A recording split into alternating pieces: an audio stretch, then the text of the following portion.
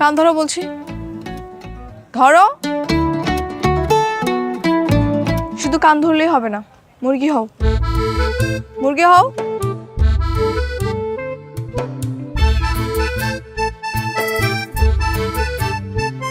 কি এখন কেমন লাগে? হ্যাঁ, আর দিবা? কিরে, কি হয়েছে? আর উনি কি করেছে? আর বলিস না, প্রত্যেকটা দিন আমাকে ফলো করবে, রোজ রোজ ফুল পাড়াবে বাচ্চাদের দিয়ে, রোদ বৃষ্টি ঝড় যাই হোক না কেন আমাকে দেখার জন্য দাঁড়িয়ে থাকবে। এটা তো ভালো কথা। হ্যাঁ, এই পর্যন্তই তো ঠিক ছিল। কালকে কি করছে জানিস? লাভ লেটার পাঠিয়েছে। তুই বল, বাবা দেখলে কি হতো আমার?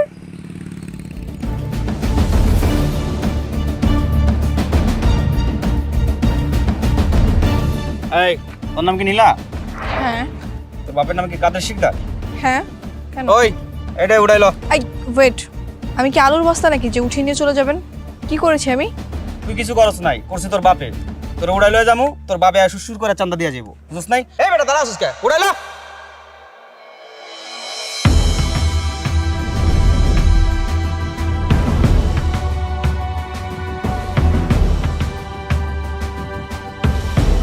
টনি ভাই, আপনি এই এলাকায় আছেন জানলে জীবনও আইতাম না।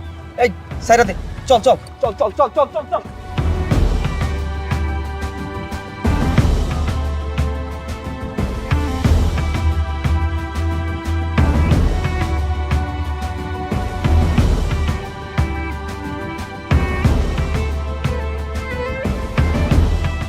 কি ব্যাপার, ওরা আমাকে দেখে এভাবে চলে গেল কেন? হ্যাঁ, আমার তো সেটাই কথা, তোমাকে দেখে এবার পালালো কেন? টনি কি জানি একটা বলতেছিল। আমি কি জানি, আমিও না বুঝতেছি না। আমার কেন জানি মনে হচ্ছে উনি দেখতে অন্য কোনো এলাকার মাফিয়া টাফিয়া, এই জন্য গুন্ডাগুলো ওনাকে দেখে পালিয়েছে। হ্যাঁ, হতে পারে। আমারও তাই মনে হয়। ব্যাস, তোমার কি মনে হচ্ছে না মনে হচ্ছে সেটা দিয়ে আমার কোনো কাজ নেই। তুমি আর নেক্সট টাইম আমাকে এভাবে ডিস্টার্ব করবে না, কথাটা যেন মনে থাকে।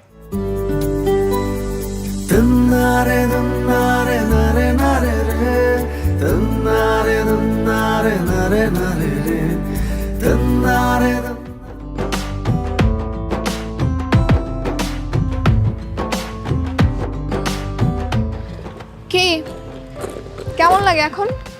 খুব তো হিরোদের মতো আসছিল আইসক্রিম দিতে, আইসক্রিম দিতে এসে এখন ধপাস। না, আসলে পা পিছলে পড়ে গেছিলাম। হ্যাঁ, সেটাই তো, হিরোদের মতো আসতে গিয়ে কমেডিয়ানদের মতো ধপাস। ভালোই হয়েছে, এখন পা ভেঙে ঘরে বসে থাকো, ভালোই স্যার, আর পিছে পিছে ঘুরতে পারবা না। না না, পা তো ভাঙেনি, একটু মচকে গেছে। ডাক্তার বলেছে গুরুতর কিছু না, তাড়াতাড়ি ঠিক হয়ে যাবে। তোমার পিছনে ঘুরতে পারবো, কোনো সমস্যা নেই। তাই না? হ্যাঁ তাই। ভালোবাসা মানুষের জন্য মানুষ তো কত কি করে, জীবন পর্যন্ত দিয়ে দেয়। আমার তো সামান্য পা মচকে গেছে।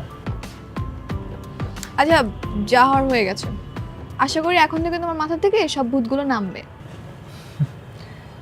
আমার মাথায় তো তোমার ভূত আরো চেপেছে। তুমি একটা পাগল। হ্যাঁ, তোমার জন্য।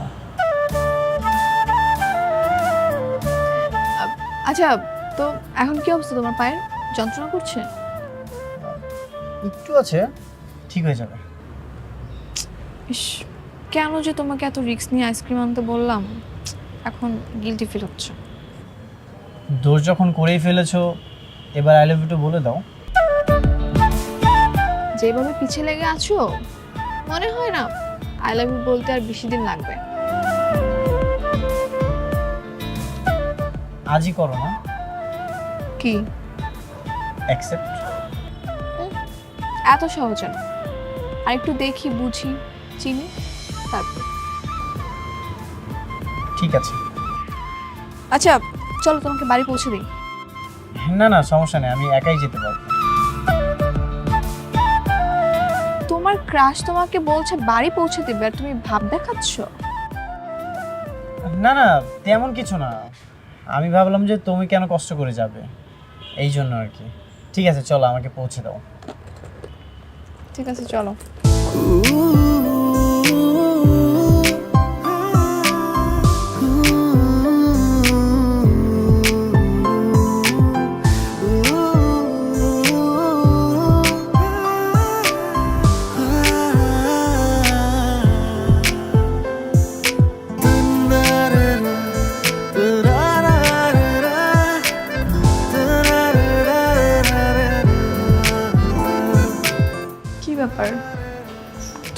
বাসায় কেউ থাকে না? না, আমি এখানে একাই থাকি। আমার আপন বলতে কেউ নেই। ও সরি। আরে কিসের সরি? তুমি এখানে বসো তো। না না, আমি বসবো না, আমি চলে যাব। বসো বললাম না, বসো।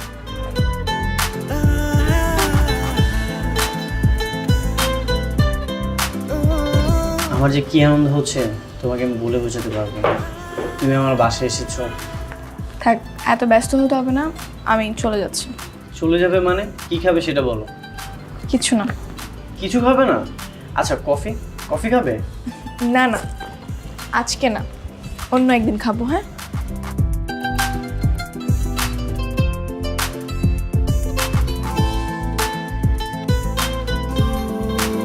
তুমি আমার ছবি দেয়ালে টাঙিয়েছো? হ্যাঁ, তুমি তোমার সব কিছু, আমার ভালোবাসা। তোমার ছবি না দেখলে তোমার সকালটাই শুরু হয় না। পাশে উনি কে? আমার মা। বাহ, মায়ের পাশে আমাকে রেখেছো? কারণ মা তোমাকে খুব পছন্দ করতো। মাই তোমাকে প্রথম পছন্দ করেছিল। কিভাবে? কোথায়? গাজীপুরে। তুমি যখন তোমার ফুপুর বাসায় গিয়েছিলে তখন আমার মা তোমাকে দেখেছিল। তোমার ফুপুদের পাশের গ্রামেই তুমি কম্বল বিতরণ করতে গিয়েছিলে, সেখানে আমার মাও গিয়েছিল। আর তখনই আমার মা তোমাকে অনেক পছন্দ করে। আচ্ছা, তাই তো বলি, চেনা চেনা লাগছে। তারপর? তারপর থেকেই মা আমাকে বলতো, শিকদার সাহেবের মেয়েকে আমার খুব পছন্দ, তোর যদি এমন একটা বউ হতো খুব ভালো মানাবে। মা খুব আফসোস করতো আর আমাকে বোঝাতো। তো কোথায় তোমার মা?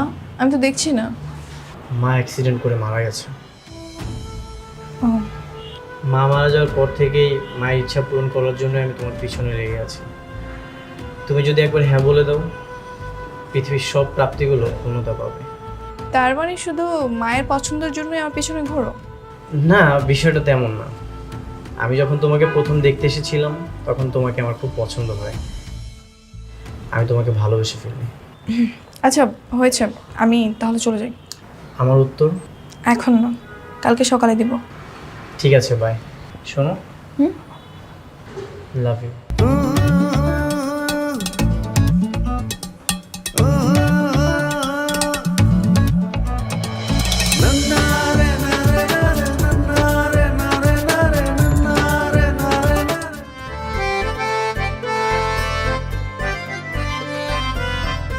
কি ভেবেছো? এখানে আসতে বলেছি বলে কি আমি পটে গেছি? না, তেমন কিছু না। তবে তুমি যে আমার উপরে একটু নরম হয়েছো সেটা আমি বুঝতে পেরেছি। সত্যি বলতে, আমি কিছু শর্ত নিয়ে এসেছি। যদি তুমি সেগুলো মানতে পারো তাহলে আমি ভেবে দেখবো তোমাকে অ্যাকসেপ্ট করা যায় কিনা। বলো, কি শর্ত? আমার ছোট্ট একটা সংসার হবে, আর সেটা হবে অনেক বেশি গোছানো। আমার হাজবেন্ড আমাকে অনেক বেশি সময় দেবে। কখনো সে আমাকে বলতে পারবে না তোমার জন্য আমার কোনো টাইম নেই, আমি ব্যস্ত আছি। প্রত্যেকটা দিন আমাকে ঘুরতে নিয়ে যেতে হবে। তাহলে তো আমি 100% করতে পারবো, কারণ আমি তো চাকরিজীবী না। আমার নিজের বিজনেস আছে, আমি সেখানে গেলেও কি আর না গেলেও কি, কোনো সমস্যা নেই। আরও আছে, আমার হাজবেন্ড হবে একদম ডিসেন্ট, সহজ সরল একটা মানুষ। কোনো মারামারি কাটাকাটি এসব গ্যাঞ্জামের মধ্যে যাওয়া যাবে না। No politics. তাহলে তো আমি পাস। আমি খুবই সাধারণ, নো গ্যাঞ্জাম, নো পলিটিক্স। আর হ্যাঁ, অবশ্যই রান্না করা জানতে হবে। প্রত্যেক সপ্তাহে আমাকে একবার করে রান্না করে খাওয়াতে হবে। হ্যাঁ, আমি পারি তো। ডিম ভাজি করতে পারি, আর খিচুড়ি রান্না করতে পারি। আরও অনেক কিছু পারি না, তবে শিখে নিব। বুঝতে পেরেছি, মায়ের স্বপ্ন পূরণ করার জন্য একদম উঠে পড়ে লেগেছো। শুধু মায়ের স্বপ্নই নয়, আমি তো তোমাকে প্রথম থেকে ভালোবেসে ফেলেছি। বুঝতে পেরেছি। Will you be my lifeline? Yes.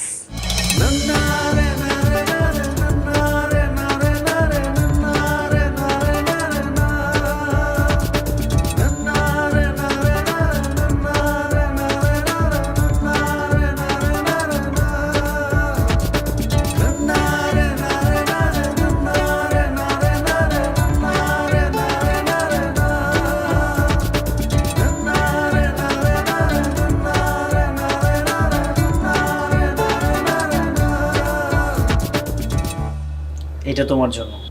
তোমার পকেটে রিং ছিল? হ্যাঁ, আগে থেকে ভেবে রেখেছিলাম তুমি যেদিন আমাকে অ্যাকসেপ্ট করবে সেদিন তোমাকে রিংটা দিব। আর আজ সেই মাহেন্দ্রক্ষণ। Thank you.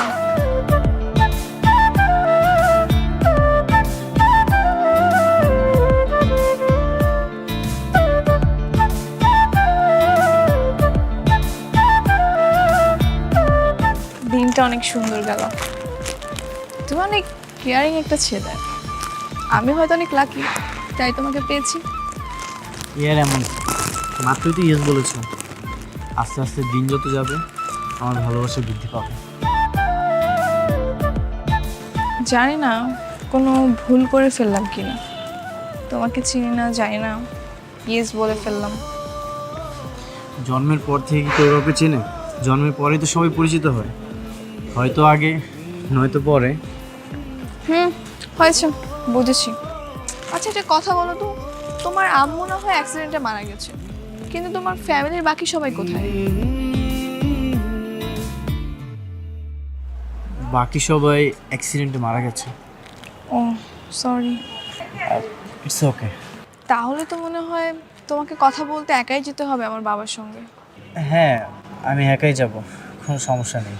আচ্ছা শোনো, অনেক রাত হয়ে গেছে, আমি তাহলে বাসায় চলে যাই। আচ্ছা, আমি তাহলে তোমাকে রিক্সা ডেকে দিচ্ছি।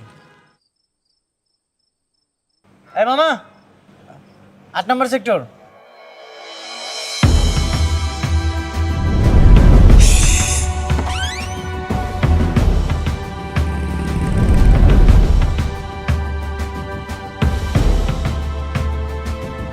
এ কি, উনি এভাবে পালালো কেন? আমিও তো বুঝতেছি না উনি এভাবে চলে গেল কেন। আমার মনে হয় কি জানো, ওনার টয়লেট চেপেছে। আর ধর, অন্য রিক্সা দেখি সামনে গিয়ে। আরে এটাই হবে।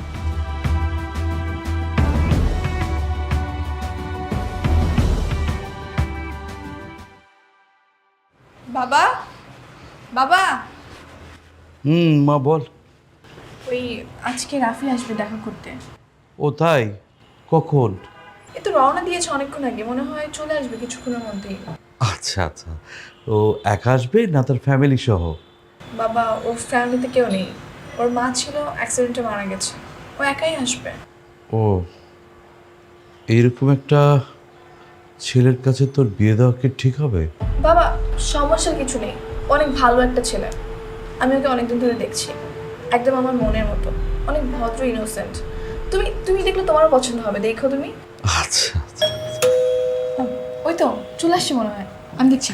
যা। আসো।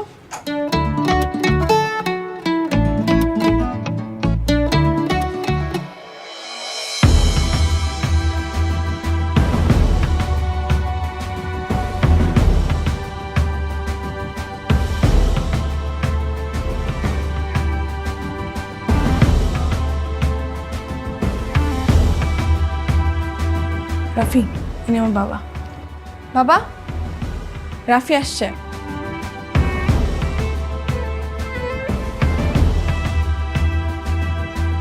আসসালামু আলাইকুম আঙ্কেল।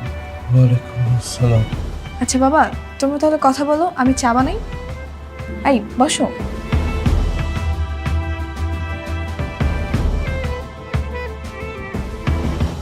আঙ্কেল কিছু বলবেন?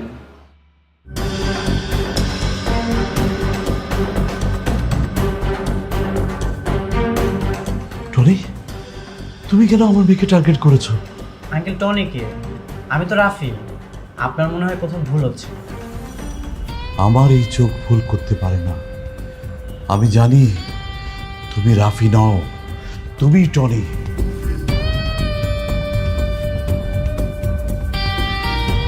হ্যাঁ, আমি টনি।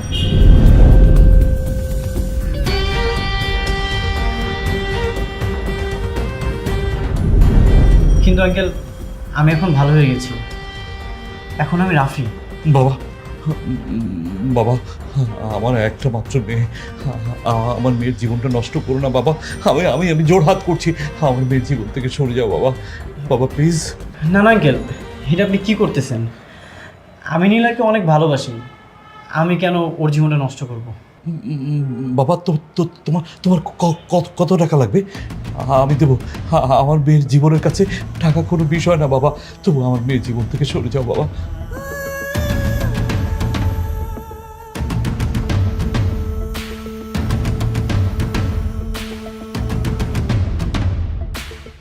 দেখেন আঙ্কেল, আমার অতীতটা অনেক অন্ধকার ছিল। আমি টনি নাম শুনলে সবাই অনেক ভয় পেত, কিন্তু আঙ্কেল আমি সেই লাইফ থেকে অলরেডি সরে এসেছি। আমি আর কোনো অন্যায় কাজের সাথে জড়িত নই।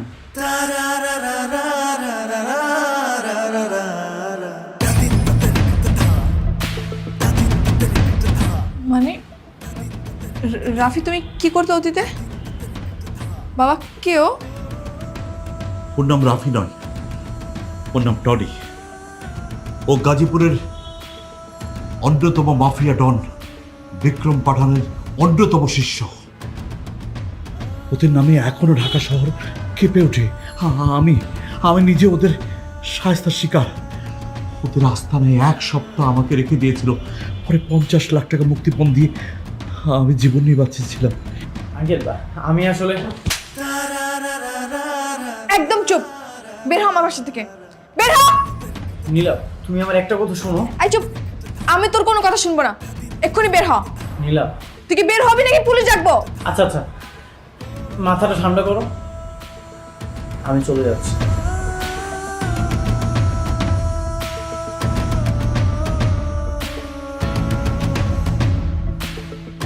আরে বাবা, আমি আসলে বুঝি নাই ওর সরল মানুষের পিছনে এত বড় একটা কালো অন্ধকার জগৎ লুকিয়ে আছে। মা তুই জানিস না ও কতটা ভয়ানক। আমার চোখের সামনে কতগুলো খুন করেছে, কি নৃশংস সেই দৃশ্য তুই জানিস না মা। মানে তুই এই কটা দিন বাইরে যাস না মা। মা ও খুবই ডেঞ্জারাস মা। তুমি চিন্তা করো না বাবা, এইসব গুন্ডার কারণে আমি কেন ঘরে বন্দি হয়ে থাকবো? হ্যাঁ, দেশে আইন আছে না, আইন দেখবে সবকিছু। কোথায় নিয়ে যাচ্ছিস তুই আমাকে? একটু দাঁড়া।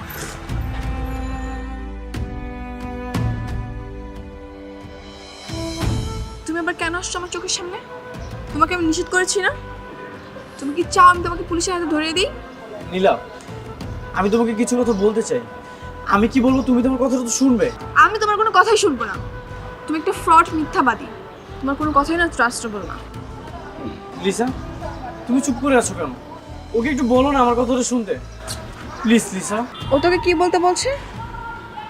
নীলা, সত্যি বলতে রাফি ভাই আমারই পূর্ব পরিচিত, আর আমার কলেজেরই সিনিয়র বড় ভাইয়া। আর রাফি ভাইয়া সত্যি অনেক ভালো হয়ে গেছে রে, আর সে কখনোই আর অপরাধ জগতে নেই, থাকবেও না, তাই না ভাইয়া? হ্যাঁ সত্যি, আমি গুন্ডা মাফিয়া ছিলাম। কলেজ লাইফে থাকতে এগুলোর সাথে আমি জড়িয়ে গিয়েছিলাম। সবাই আমাকে অনেক ভয় পেত, কিন্তু বিশ্বাস করো আমি আর এখন আর কোনো অন্যায় কিছুর সাথে জড়িত নেই। এই পৃথিবীতে আমার আপন বলতে একজনই ছিল, আমার মা। আমার মা মারা যাওয়ার পর আমি তার ইচ্ছাটা পূরণ করতে চাই। আমার মার ইচ্ছাটা ছিল সে তোমাকে বউ হিসেবে দেখতে চায়, আর তোমার খোঁজ নিতে গিয়ে লিসার সাথে যোগাযোগ করবে।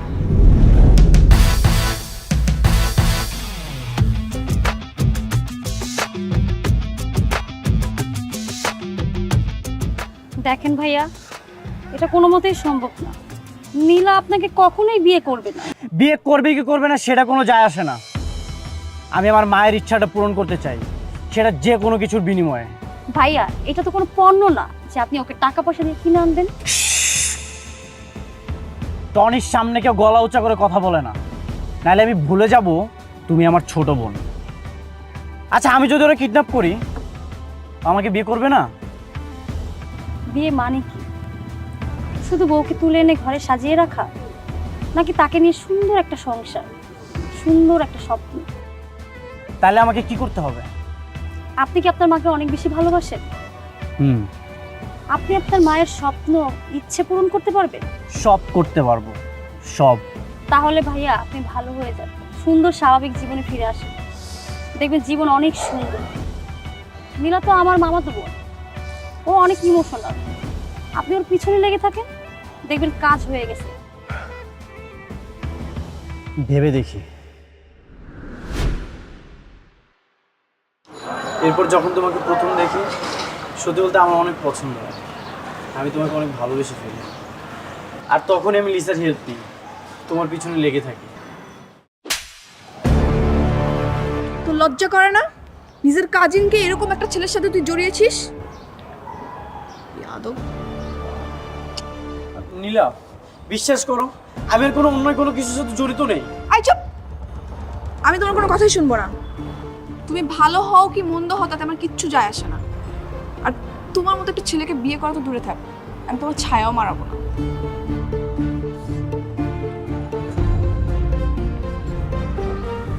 লিসা, সরি ভাইয়া, আমি আপনাকে আর হেল্প করতে পারবো না, সরি।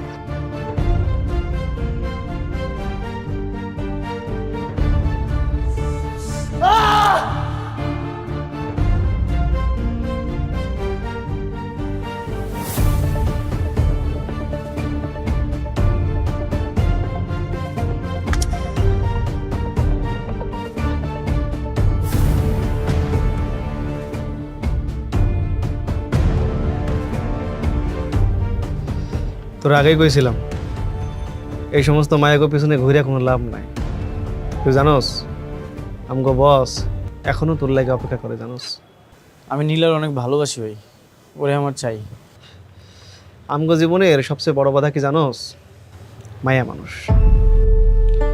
তোর আগেই কইছিলাম এই সমস্ত মায়াগো পিছনে ছুটে কোনো লাভ নাই। এক কাম কর, বছর কাছে ফিরা চল, সলিডারি কইয়া তুই আবার আমগো দলে যোগ দে। চল দুই ভাই মিলে আবার ডন বাদশা হয়ে যাই।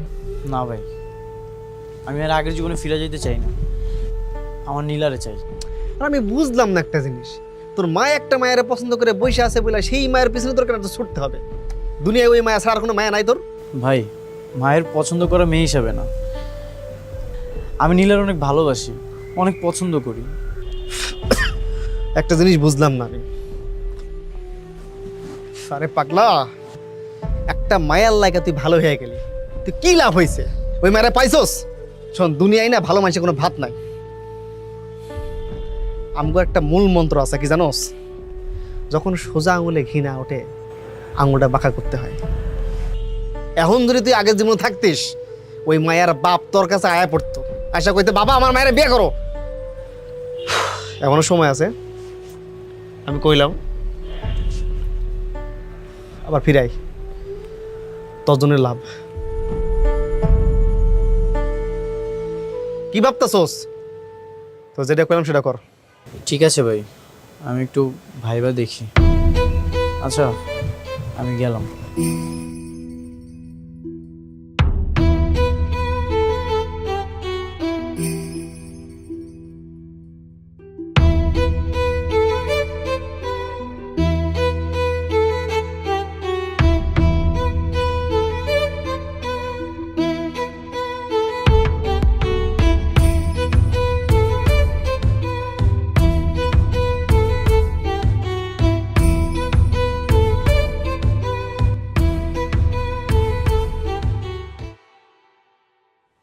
আর একবার ফোন দিলে কিন্তু আমি ফোন ভেঙে ফেলবো। আচ্ছা আচ্ছা, আমি আর একটাও কল দিব না, তুমি শুধু আমার একটা প্রশ্নের উত্তর দাও। কি উত্তর? শুধুমাত্র তোমার জন্য একটা ছেলে অন্ধকার জগৎ থেকে আলোর জগতে ফিরে আসলো, শুধুমাত্র তোমার জন্য একটা ছেলে খারাপ সব কিছু ত্যাগ করলো, শুধুমাত্র তোমার জন্য একটা ছেলে সৎভাবে জীবনযাপন করা শুরু করলো।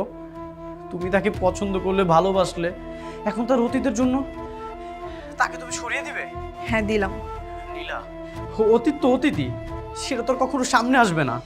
আসলেই বা কি আর না আসলেই বা কি, আমি তোমার মতো একটা মানুষকে কখনোই বিয়ে করব না। দেখো নীলা, আমি তোমাকে অনেক ভালোবাসি, তুমি যদি আমার ভালোবাসা অ্যাকসেপ্ট না করো, আমি আমার আগের জীবনে ফেরত যাব। হ্যাঁ তো যাও, তাতে আমার কিচ্ছু যায় আসে না। দেখো নীলা, আমি তো তোমাকে অনেক ভালোবাসি, তুমি বুঝতেছো না কেন? তুমি একবার বোঝার চেষ্টা করো। তুমি আমার অতীতের জন্য আমার বর্তমান ভালোবাসাকে তুমি নিঃশেষ করে দিবে? হ্যাঁ দিচ্ছি। ঠিক আছে, তুমি যেহেতু তোমার সিদ্ধান্ত জানিয়ে দিয়েছো, অতীতের টনির কারণে বর্তমান রাফিকে তুমি দূরে সরিয়ে দেবে, আমিও আমার সিদ্ধান্ত নিয়ে নিলাম। কি সিদ্ধান্ত?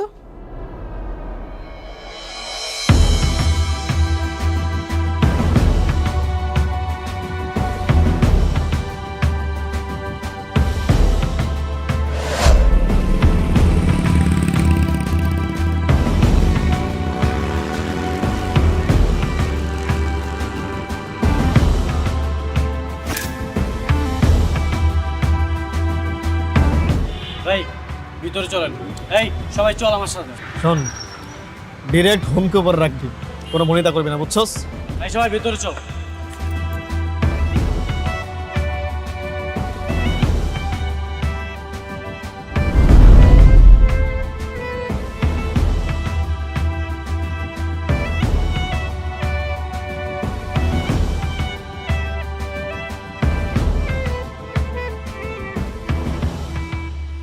শ্বশুর মশাই, শ্বশুর মশাই।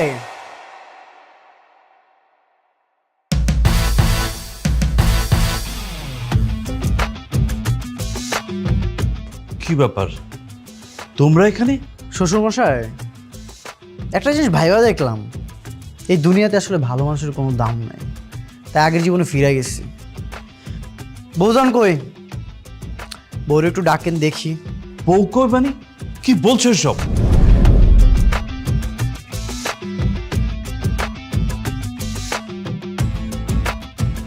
কি রাফি তুমি? রাফি না, ওর নাম এখন টনি। তুমি ওরা আদর করে টনি করে রাখতে পারো। তুই এখানে কি চাই?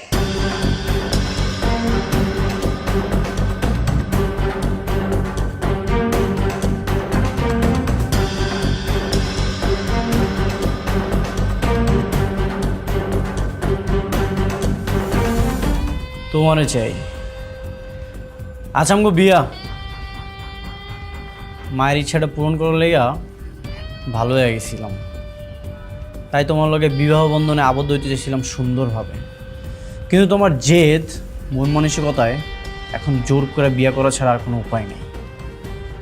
কি বলছো এসব? তোমরা চাইলে কি বিয়ে হবে নাকি?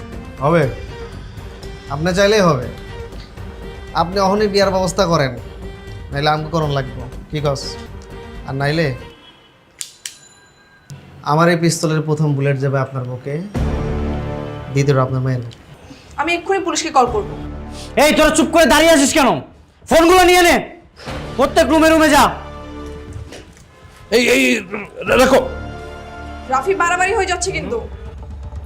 বাড়াবাড়ি তাই না? ওই যে বললাম না, এই দুনিয়াতে আসলে ভালো মানুষের কোনো দাম নাই। আচ্ছা যাই হোক, এখন যা হবে সব বাড়াবাড়ি হবে। বাবা বাবা, আমার একটা মাত্র বাবা, প্লিজ তুমি তুমি এমন করো না।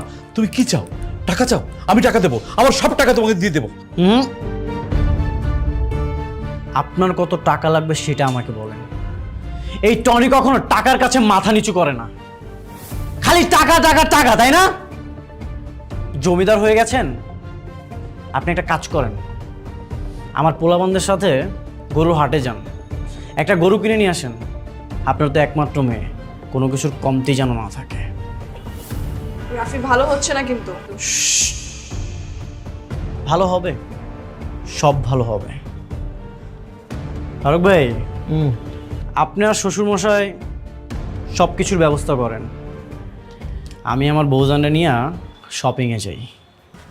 আমি যাবো না। তোমরা যাইতে হইব। আমার বুলেট আর তোমার বাবার বুক, এইটা দেখে হইলেও তোমরা যাইতে হইব। যাও।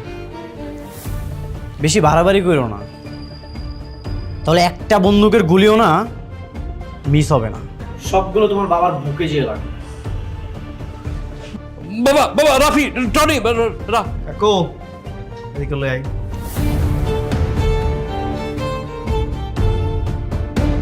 দেখো নীলা, আমি তোমার সত্যি মন থেকে অনেক ভালোবাসি।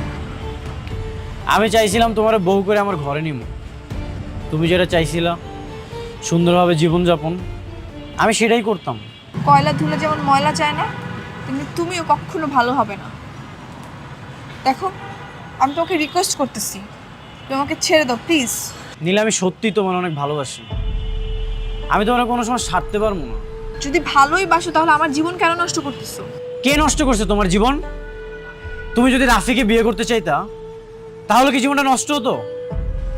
তুমি আমার অতীত টেনে নিজেই নিজের জীবনটা নষ্ট করতেছো। এখনো সময় আছে, কোনটা চাও বলো? রাফি হতে বললে রাফি হব, টনি হতে বললে টনি হব, কোনটা চাও বলো? আমি চাই মুক্তি, তুমি আমার জীবন থেকে সরে যাও। বুঝতে পারছি, তোমাকে বোঝানো আর কচুর পাতায় পানি ঢালা একই কথা। বাইকে ওঠো। আমি উঠবো না। ঠিক আছে। হ্যাঁ রিঙ্কু, তোর ভাবির বাবাকে শেষ করে দে। এই না, আমি উঠতেছি। আচ্ছা আচ্ছা, কিছু করিস না, চলো।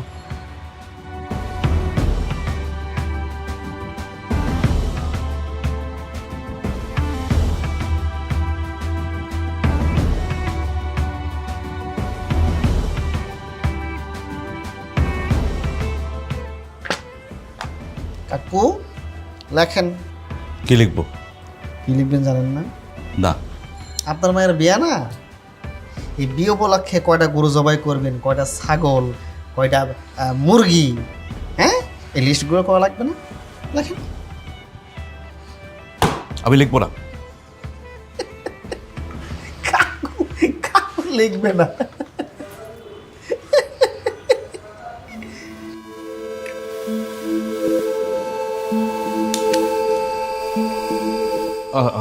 আচ্ছা আচ্ছা আচ্ছা, লিখছি।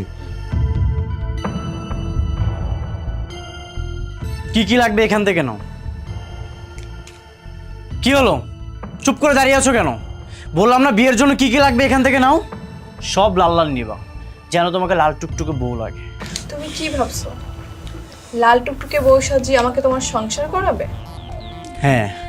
তুমি আমার বাবাকে জিম্মি রেখে আমাকে বিয়ে করতেছো, এর ফল তুমি পাবে। ফল যাই হোক না কেন, ফল তো ফলই, সব ফলই ভালো। কি বললাম, সব কিছু লাল লাল নিতে, নিয়ে নাও। ঠিক আছে, তুমি বের হও। কেন? আমার যা যা পছন্দ হবে আমি সেগুলো দিয়ে ট্রায়াল দিব। ট্রায়াল দেওয়ার সময় তুমি এখানে থাকো না, বের হও। ঠিক আছে। ভাইয়া, আপু আমাকে বলছেন?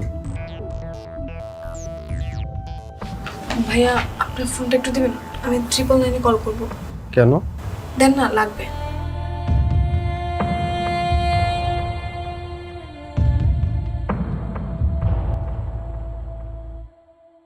হ্যালো, আসসালামু আলাইকুম স্যার। আমি খুব বিপদে আছি, আমাকে কিডন্যাপ করা হয়েছে আর আমার বাবাকে জিম্মি করা হয়েছে। জি sir, 8 number sector, 3 number road, 3/43 number এ। জি স্যার, প্লিজ একটু তাড়াতাড়ি আসুন স্যার, হেল্প মি স্যার।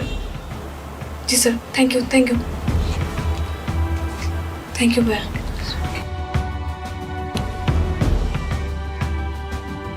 ভাই কাজী কই? কাজে আইসা পড়বে এখন, টেনশন নিস না। হট! কেউ নড়াচড়া করবে না, সবাই অস্ত্র জমা দাও।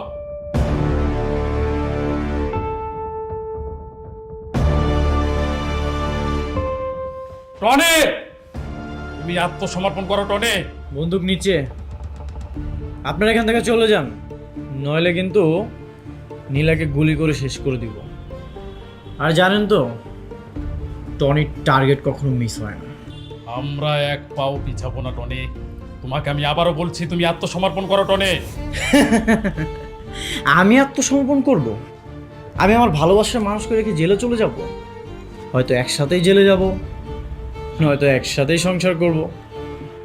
আপনারা এখান থেকে চলে যান, নয়তো প্লিজ আপনারা চলে যান, নয়তো ও আমার মেয়েকে মেরে ফেলবে। আপনারা চলে যান।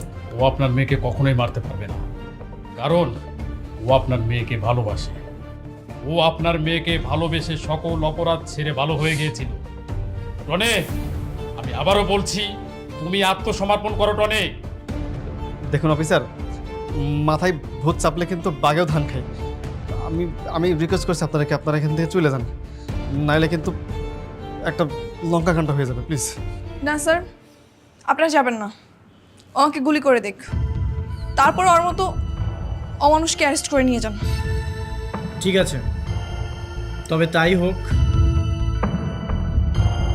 পৃথিবীর বুক থেকে মুছে ফেলে আমার ভালোবাসার নাম।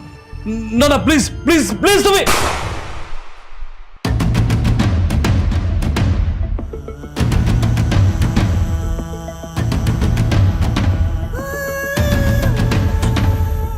তোমারে বইলা যাওয়া অসম্ভব, তাই আমারে মুইচা ফেলাইলাম এই পৃথিবী থেকে।